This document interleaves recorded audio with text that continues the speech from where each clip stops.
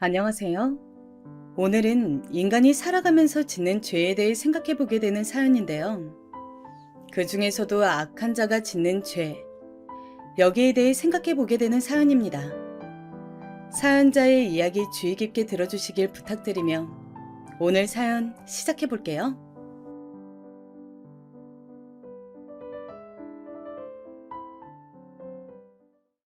안녕하세요. 저는 이제 60이 되어가는 여자입니다.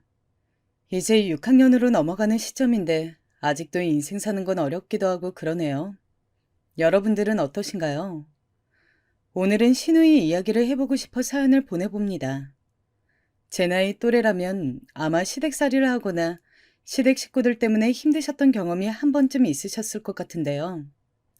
저 역시 시댁살이로 꽤나 아픈 경험을 했습니다.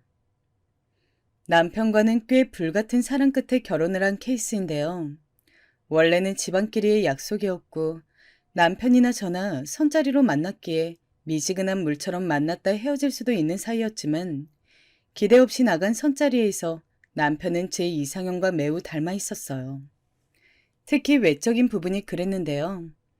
지금 생각하면 우습지만 당시 제가 좋아하던 외국 배우와 꼭 닮아 있더라고요. 거기다 말투도 점잖고 사람도 적당히 유머러스한 게 이런 사람과 결혼한다면 결혼 생활이 지루하지 않겠다는 생각이 문득 들었습니다. 다른 건 몰라도 결혼만큼은 제가 원하던 사람이랑 하고 싶었고 또 그중에서도 분위기를 지루하게 만드는 사람은 딱 질색이었기에 남편은 신랑감으로 제격이었어요. 엄마, 나 이 사람 마음에 들어요. 나 이 사람이랑 결혼할래요. 그래? 아이고, 우리 은숙이 맘에 들었다니 다행이네. 그저 여보? 그러게나 말이야. 이 말갈량인가 언제 시집을 가나 했더니 이제 가나 보구나. 참 세월 빠르네 그려. 그나저나 네 할머니가 너무 좋아하시겠다. 얼른 알려드려야지. 할머니한테 얼른 알려드려요. 제 말에 부모님은 무척이나 좋아하셨습니다. 그리고 가장 좋아하신 건 저희 친할머니인데요. 왜냐하면 부모님의 집안과 남편네 집안은 이미 연이 있었는데요. 저희 친할머니와 남편 쪽 시할머니께서는 한 동네에서 나고 자란 절친한 친구 사이였는데 나중에 손주가 생기고 그게 혹여나 아들과 딸이면 집안끼리 연을 맺자는 의미에서 결혼을 시키자고 하셨대요. 물론 그때야 우스갯소리였지만 막상 정말 손주고 손녀였으니 잘됐다 싶어 선을 보자고 추진을 하신 거예요. 어떻게 보면 말장난 같았던 어른들의 약속과 인연이 정말 또 한 번 이어졌다는 건데 당사자인 저와 남편에게도 이 부분은 참 신기했습니다. 저의 시할머님과 친할머니 두 분도 놀라셨는지 이런 말씀을 하셨죠. 나는 그냥 춘자 얘랑 자매같이 계속 같이 살고 싶어서 그런 말 한 건데 아니 이게 일이 어떻게 일이 되냐? 좋지 뭘. 춘자 너 닮은 손주 며느리면 안 봐도 참할 거고 이쁠 건데 내가 복 받았어. 아무튼 우리 집안에 시집 와줘서 고마워요. 시집살이 이런 건 걱정하지 말고. 네, 감사합니다. 정성을 다해 모실게요. 친할머니와 이미 오랜 친구 사이시고 저도 몇 번 할머니에게 들었던지라 만나 뵈었을 땐 불편하지 않고 낯설지도 않았어요. 오히려 편안한 분위기에서 시부모님을 뵙고 시할머니도 뵀었던 것 같아요. 거기다 감사하게도 시할머니는 내내 저를 너무 아끼는 눈빛으로 정말 자신의 친손녀같이 대해주시는 바람에 따스함을 많이 느꼈습니다. 그리고 정말 시할머니가 있으니 시집살이 이런 건 걱정 안 해도 될 것 같아 든든함도 느꼈죠. 솔직히 말하면 남편 쪽 집안이 건물도 몇 채 있을 만큼 잘 사는 집안이라 시부모님의 반대가 걱정이 좀 되었거든요. 그런데 시할머니가 있으니 마음을 놓아도 되겠더라고요. 허나 그 분위기에서도 저를 은근히 노려보는 눈길이 하나 느껴지긴 했는데요. 다름 아닌 신우이였습니다. 신우이는 대화 내내 별말을 하지 않았지만 왠지 모르게 뾰루퉁한 얼굴을 하고 있었어요. 특히나 제가 대학을 나오지 않았다는 말을 들었을 땐 인상을 대놓고 확 찌푸렸고요. 그때야 왜 그런지 몰랐죠. 신우이와의 인연이 악연이 될지도 몰랐고요. 아무쪼록 남편과 함께 서로의 부모님을 뵙고 상견례를 할 때까지만 해도 저는 어떠한 불행도 없이 행복한 결혼 생활만 이어질 거라고 예상하고 있었습니다. 오랜 인연으로 맺어진 만큼 더욱 잘 살겠다고 생각도 했죠. 물론 그건 남편도 마찬가지였어요. 우리 정말 잘 살자. 내가 잘할게. 지금이야 변변찮은 직장이고 그저 그런 월급이지만 앞으로 내가 더 많이 노력할게. 아니야, 복남씨. 복남씨만큼 나도 열심히 해서 집안의 보탬이 될게요. 당신 내조도 잘해주고요. 저희는 그런 꿈결 같은 대화를 나누며 신혼생활을 시작했어요. 신혼집은 남편 쪽 집안에서 마련해주신 신혼집에서 시작했어요. 그래서인지 경제적으로도 어느 정도 넉넉하게 시작했던 것 같아요. 남편과 저 둘 다 회사를 다녔는데 끝나고 함께하는 저녁이며 주말에 소소하게 공원에 나가 산책하는 것들이 그저 행복하고 좋았습니다. 언제 아이를 낳을지 가족 계획을 세우는 것 또한 나름의 재미 중 하나였어요. 하지만 곧 이 모든 것이 제 착각이고 제가 얼마나 순진했는진 정확히 1년 후 알게 되었습니다. 저희가 신혼생활을 시작한 지 1년 후 시할머니께서 돌아가시는 일이 생겼습니다. 원래 시할머니께서 지병이 있으시긴 했지만 그렇다고 해서 그렇게 갑자기 가실 줄은 가족 중 아무도 예상하지 못했어요. 시댁 식구 말로는 텃밭 가꾸는 걸 좋아해 지방에 있는 전원주택에 가끔 가서 상추나 고추 이런 것들을 심고 하셨는데 그날도 어김없이 텃밭을 가꾸시다가 쓰러지셨다고 해요. 그리고 이미 병원에 갔을 땐 너무 시간이 늦어 손쓰기 힘든 상태였고요. 주변에 사람만 있었어도 빨리 신고해 주었더라면 시할머니를 살릴 수 있었을 텐데 가족들 모두 안타깝게 여길 뿐이었습니다. 장례식장에서 가장 슬퍼하신 건 저희 친할머니였습니다. 아이고, 숙자야. 이리 가면 어쩌니? 왜 날 두고 가니? 너 나랑 한나랑씩 같이 가자고 했잖아. 영감들 먼저 보내고 같이 과부팔자 되고 나서는 우리 둘이 함께 가자고.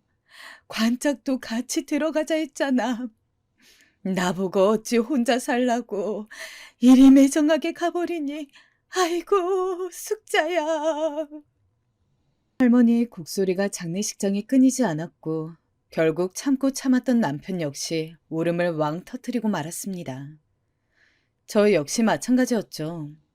늘 손주며느리 손주며느리 하시며 절 이뻐해 주셨던 분인데 우리 손주며느리가 집에 들어온 후론 분위기가 환해졌다고 해주시던 분인데 그런 분이 영영 떠나 이젠 이 땅에 존재하지 않는다는 생각이 들자 가슴이 터질 것처럼 미어졌습니다. 허나 문득 시할머님이 제게 남기셨던 말이 떠올라 남편에게 말했습니다. 여보, 우리가 너무 울면 시할머님이 슬퍼하실 것 같아요. 그러니까 조금만 울고 잘 보내드리자. 할머님이 늘 말씀하셨잖아. 자기 죽을 때 울지 말고 웃으면서 보내달라고. 안 그러면 못 떠날 것 같다고요. 시할머님이 하늘로 미련 없이 올라가시려면 우리가 너무 울면 안 될 것 같아요. 맞아. 당신 말이.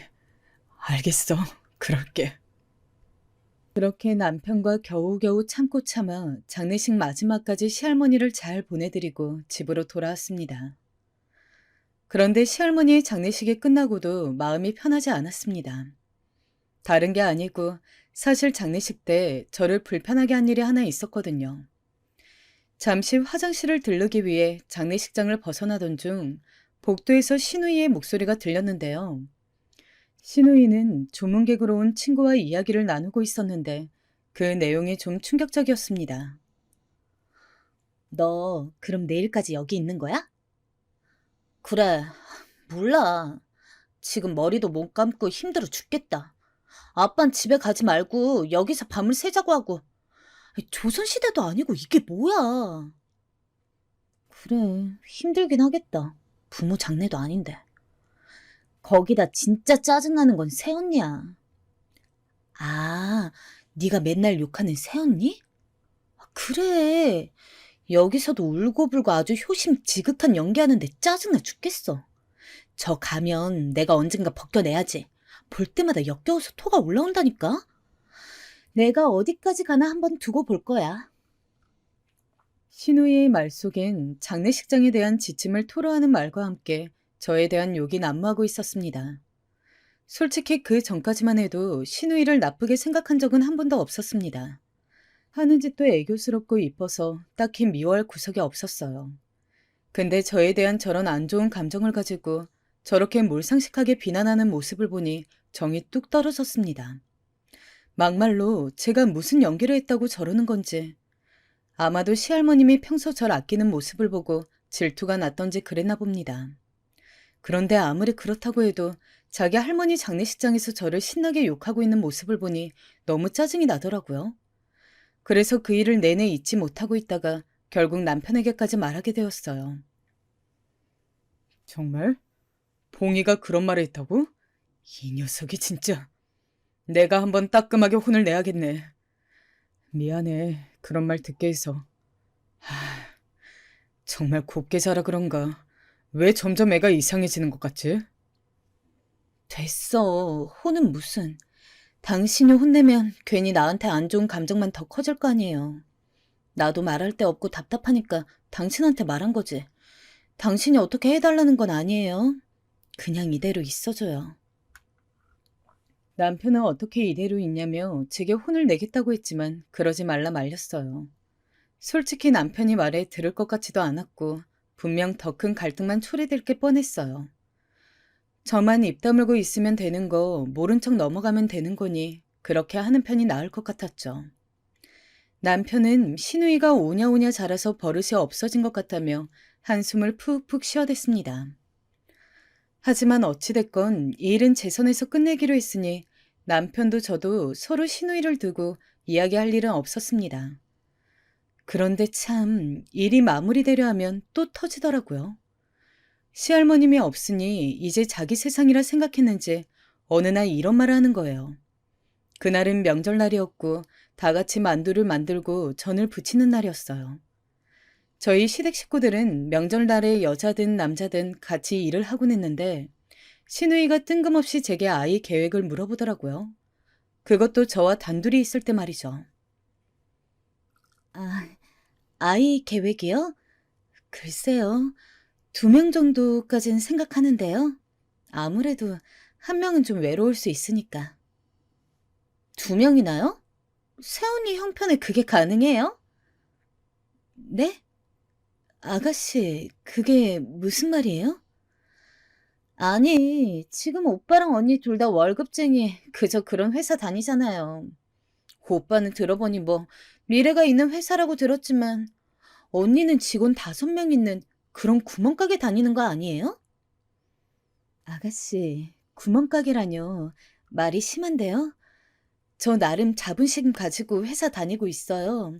아가씨가 다니는 대기업만큼 좋은 곳은 아니겠지만요. 근데 아무리 그래도 어떻게 사람 다니는 회사에 구멍가게를 할 수 있어요? 아가씨, 버릇이 너무 없는 거 아니에요? 어머, 새언니 화내는 것 봐? 무섭네, 무서워. 새언니 원래 이런 사람이었어요? 착하고 다정한 면만 봤는데 이러는 거 보니까 슬슬 본색이 나오나 보네. 언니, 앞으로도 저희 집 올 때 종종 이런 본색 드러내고 다니세요? 언니가 착하게 구니까 우리 엄마 아빠도 진짜 언니가 그런 사람인 줄 알잖아요.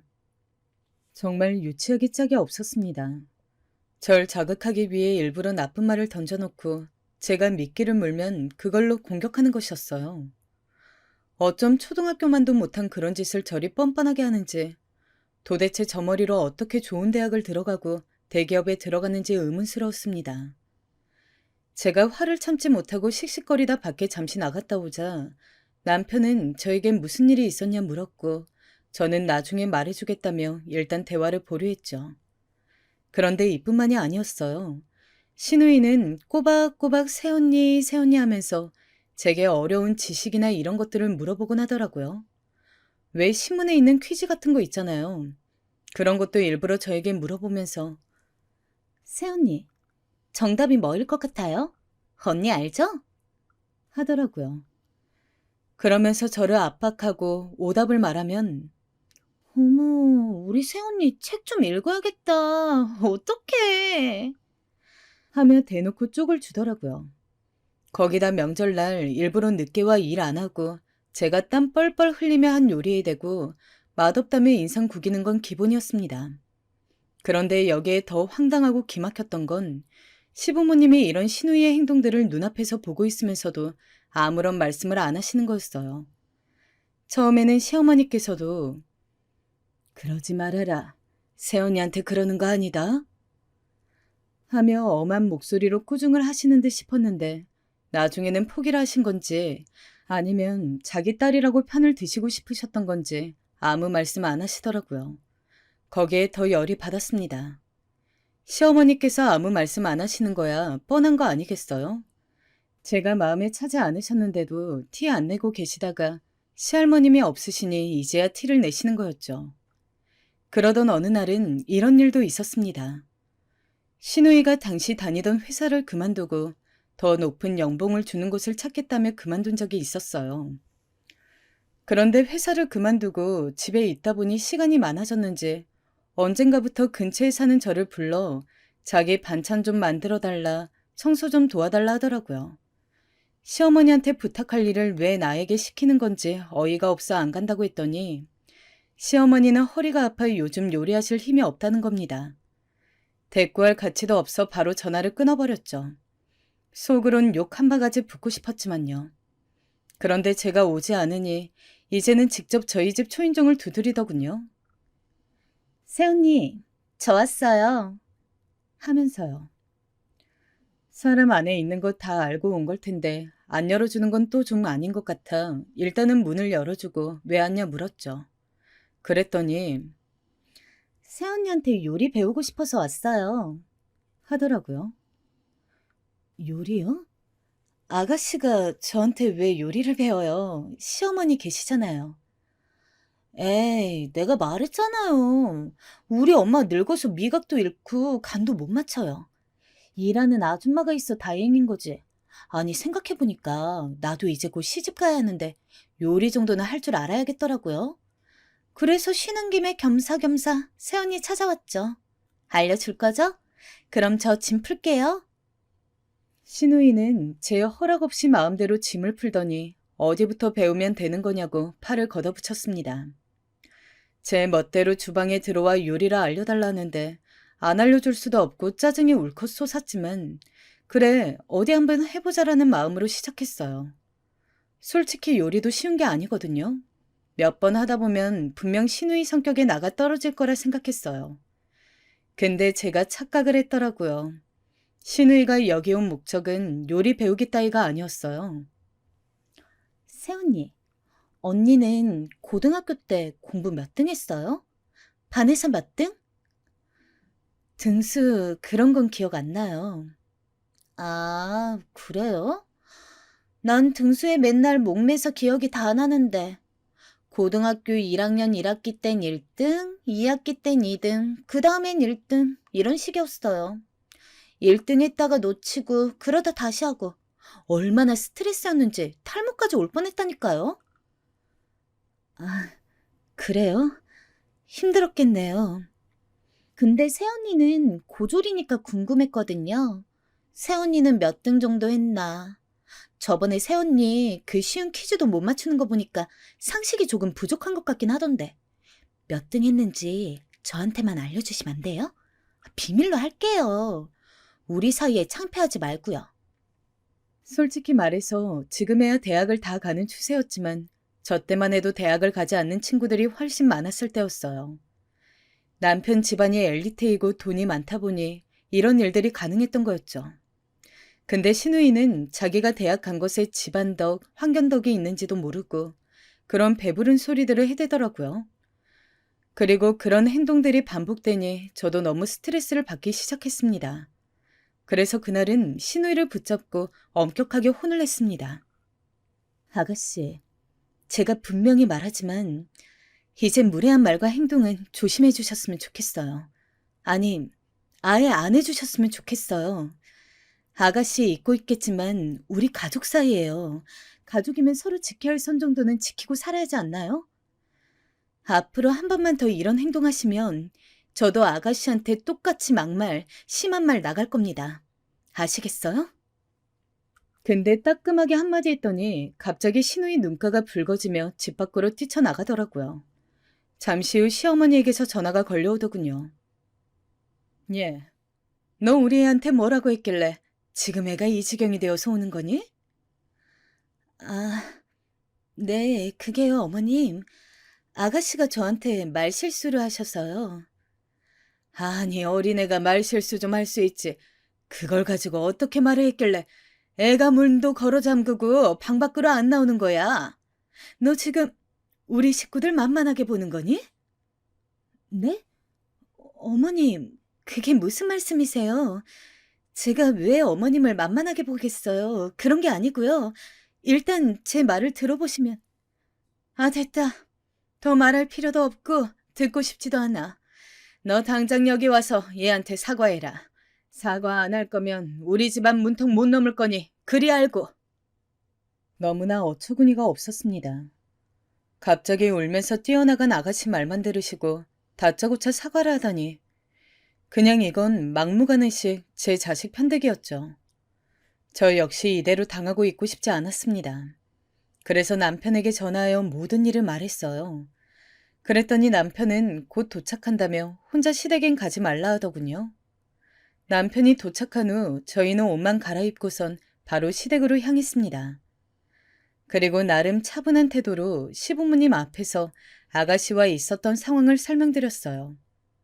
먼저 시아버진 조용히 저희 말을 들으시더니 봉인이가 잘못했네 하며 저희 말을 믿어주셨지만 시어머니는 아니었습니다.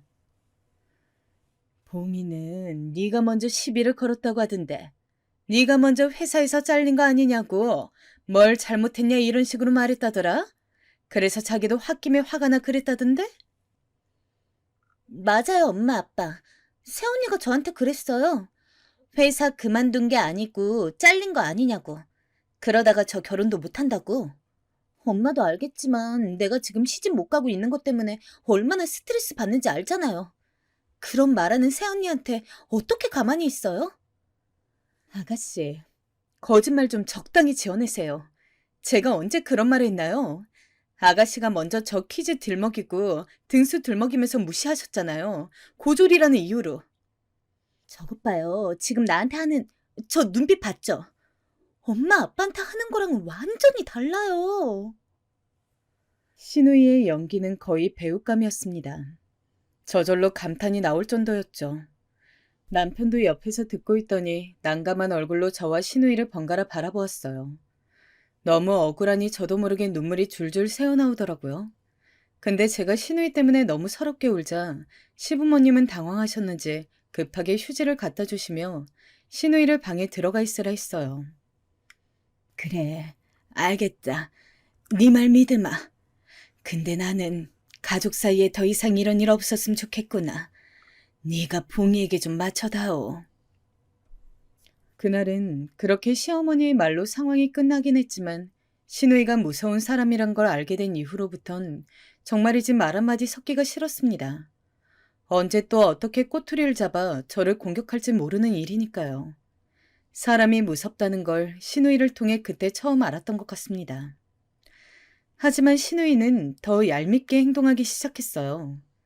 당시 신우이가 비슷한 학력과 집안 수준의 남자를 만나 결혼했는데 그 남자를 집안에 들이며 더 기고만장해진 겁니다.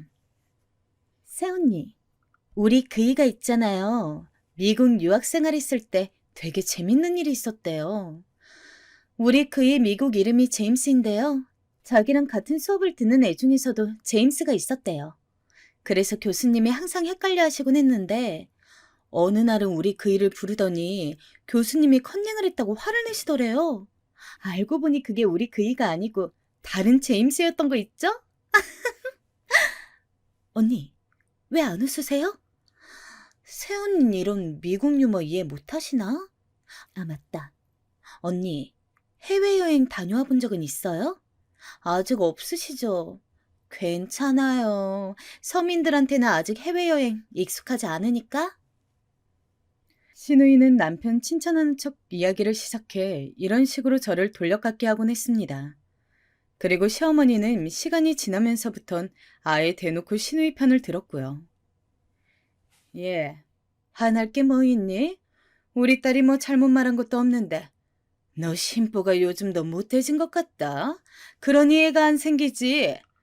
심보를 좋게 써야 애도 들어서는 거야. 제가 화난 얼굴로 있으면 저렇게 꼭 말씀을 하셔선 기어이 사람 꼭지를 돌게 했어요. 당시 저는 아이를 원했지만 낳지 못하는 상태여서 스트레스가 아주 많은 상태였어요. 남편도 저도 모두 아이 계획한 진 3년이 넘어갔지만 그동안 아무 소식이 없었고 그러다 보니 무척 불안해졌어요.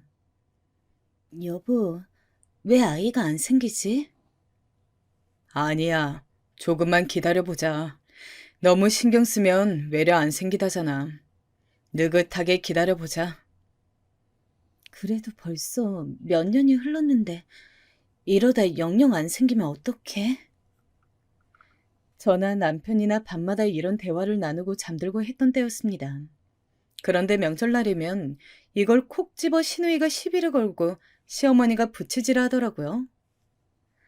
새언니, 어떡해요. 새언니한테 뭐 문제 있는 거 아니에요? 엄마, 새언니 한약이라도 지어줘야 하는 거 아니야? 아휴, 그러게나 말이다. 얼른 아들을 낳아서 집안의 대를 이어야 할 텐데. 니네 시할머니가 살아계셨으면 아주 무덤에서 벌떡 일어날 일이다. 아이고, 두야. 새언니, 그러지 말고 운동을 해보는 건 어때요? 살도 요즘 많이 찌신 것 같은데 살 때문에 애 안 들어서는 거 아니에요? 아니, 아가씨.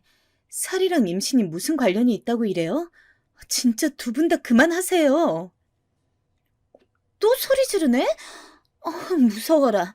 새언니한테 뭔 말을 못하겠네. 사실 다른 건 몰라도 임신 안 되는 걸로 뭐라 하시는 건 앞에선 할 말이 없었습니다. 제 책임이 아니었지만 시대가 발달하지 않았던 그때는 임신이 안 되면 여자한테 문제가 있다는 인식이 파다했어요. 그래서 저 또한 저절로 기가 죽고 시어머니 앞에선 얼어붙어 버리곤 했죠. 이때 고마웠던 건 남편이에요. 남편이 저 뒤에 시모와 시누이를 불러다 앉혀놓고 한 소리를 한 거죠. 그 소리를 들은 후엔 전보다 스트레스 주는 빈도수가 훨씬 적어졌습니다. 남편은 저를 데리고 여행도 다니고 맛있는 것도 챙겨주며 느긋하게 마음을 가질 수 있도록 도와주었어요. 그리고 그래서 그런지 저희에게 드디어 아이가 생겼습니다. 너무나 축복 같은 아이였어요. 성별은 아직 몰랐지만 임신을 했다는 그 자체에 너무 기뻐 남편과 껴안고 눈물을 흘렸습니다. 초기엔 유산할 수 있는 우려도 있으니 정말 조심했고 만삭이 될 때까지도 마음을 놓지 않고 소중히 10달을 품었습니다. 그렇게 낳은 아이는 아들이었고 저야 아들이건 딸이건 상관이 없었지만 시부모님이 아들이라며 좋아하시니 내심 다행이었죠.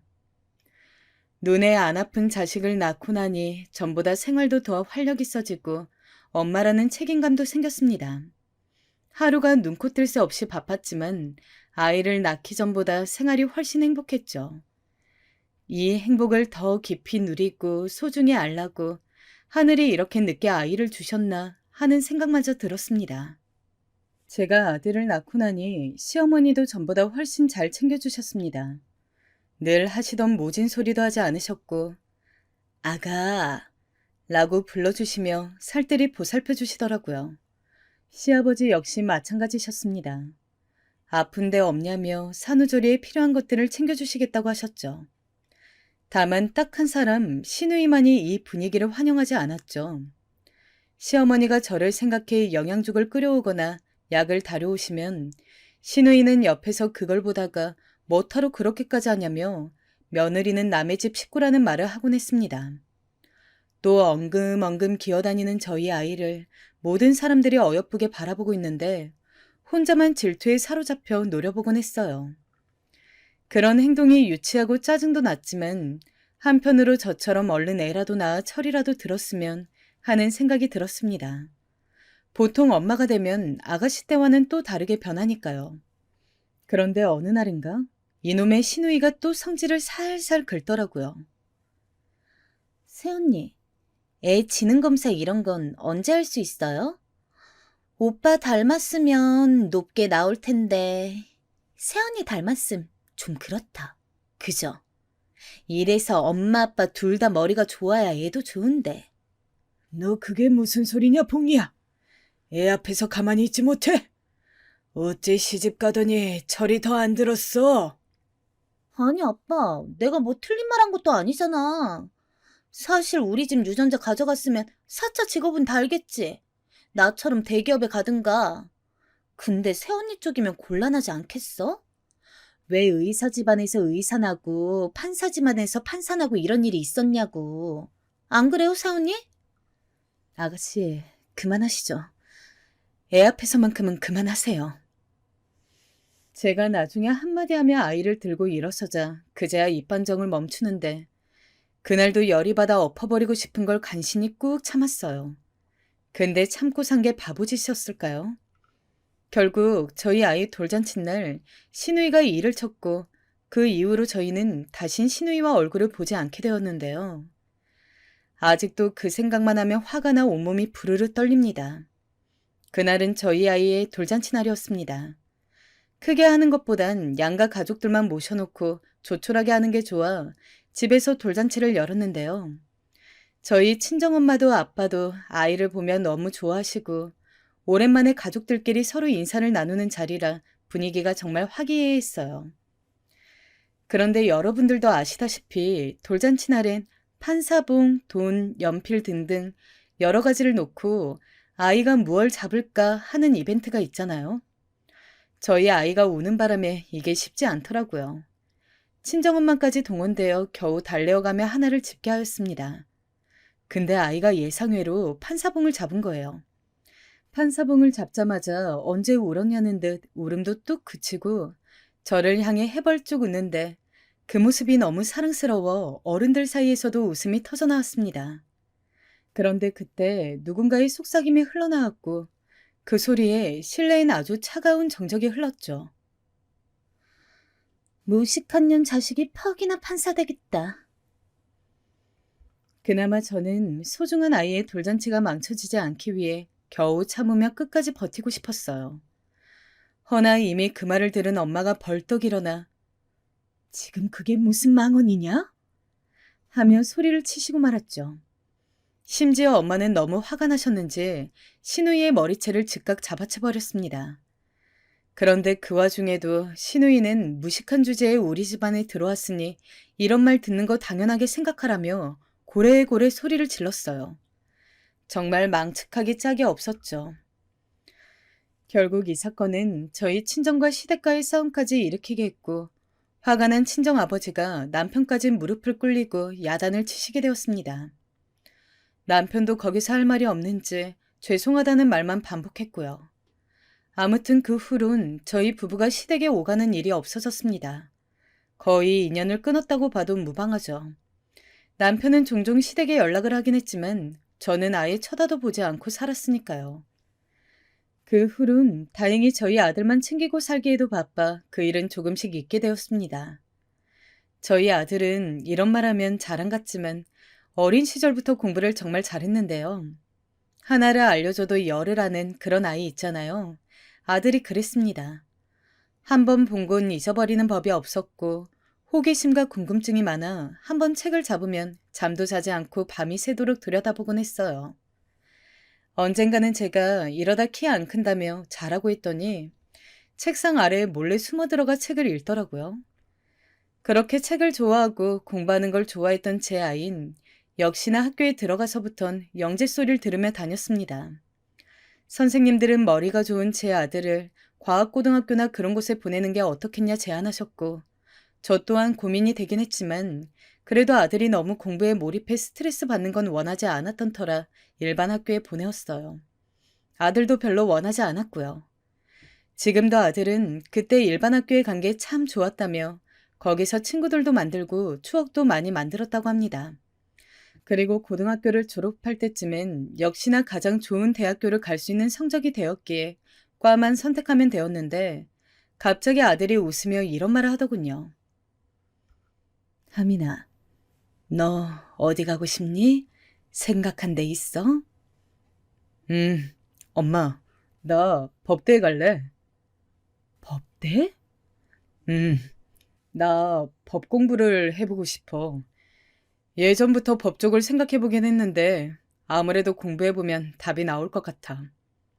순간 아들이 법대에 가고 싶다는 이야기에 돌잔치 일이 생각났습니다. 잊고 살았는데 아이가 판사봉을 든 게 정말 우연이 아니었구나 하는 생각이 들더라고요. 서울대 법대에 진학한 아들은 그 뒤로는 자주 얼굴을 보기 힘들었어요. 일단 워낙에 공부량이 많기도 했고 물리적인 거리가 있으니 명절날이나 생일날 같을 때만 보곤 했죠. 그래도 아들이 다니는 학교에 만족해하고 행복해하는 것 같아서 그게 가장 다행이었습니다.